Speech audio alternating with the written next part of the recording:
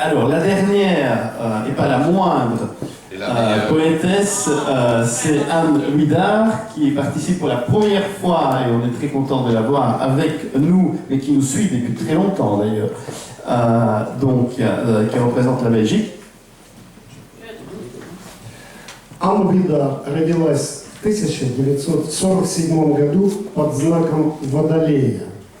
Ее родители познакомились в Австрии. Отец был бельгийским военнопленным, мать – львовской полячкой, депортированной в Австрию. Анна ведет культурный и художественный славянский дневник «Бродяжьи музы» с акцентом на современных художников. В нем пересекаются культуры Востока и Запада. Alors, Anne Huidard, je pourrais le dire par cœur, mais je vais quand même le lire, est née en 1947 sous le signe de Verseau. Ses parents se sont rencontrés en Autriche. Lui était prisonnier de guerre, et elle, donc lui il était belge, et elle était polonaise de la ville de Lviv, déportée pour devenir aidante d'une famille autrichienne. Anne aussi en cercle culturel et pictural slave, qui s'appelle les Muses Vagabondes.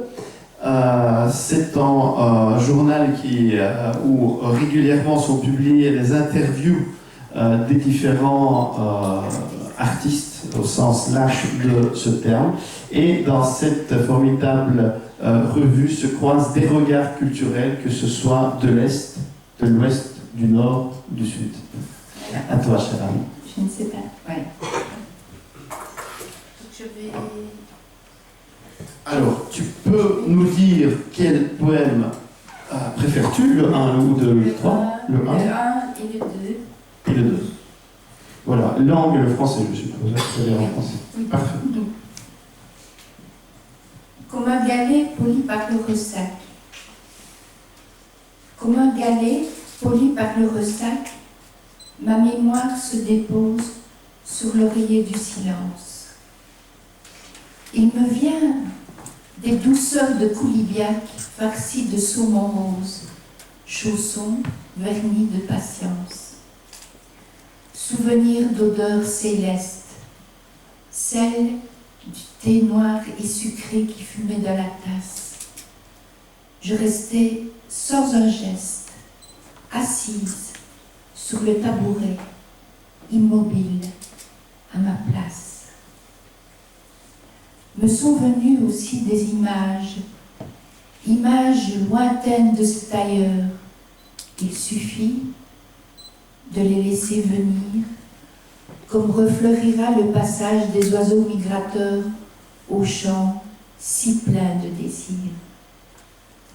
Ma mère aussi chantait, une mère sachant toujours le midi en cuisine, tandis que le repas mijotait, elle y allait de ses chansons d'amour, surveillant ses bassines. Le dimanche matin, sur une assiette en porcelaine, 2 soleils brillaient dans un ciel blanc.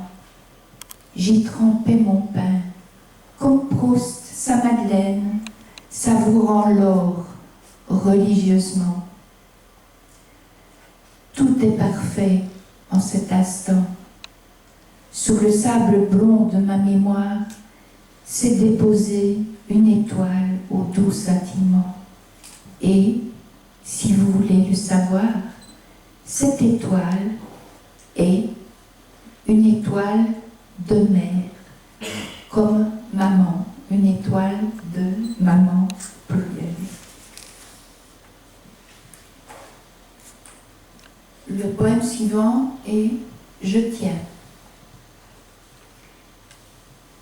Je tiens, dans mon poing serré, des fragments d'éternité, les lambeaux délavés d'un passé momifié dont je garde souvenir.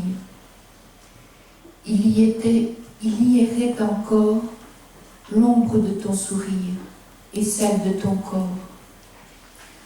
Le regard suspendu, épuisé et perdu, homme à l'humeur chagrine, je pleure, me lamente et prie.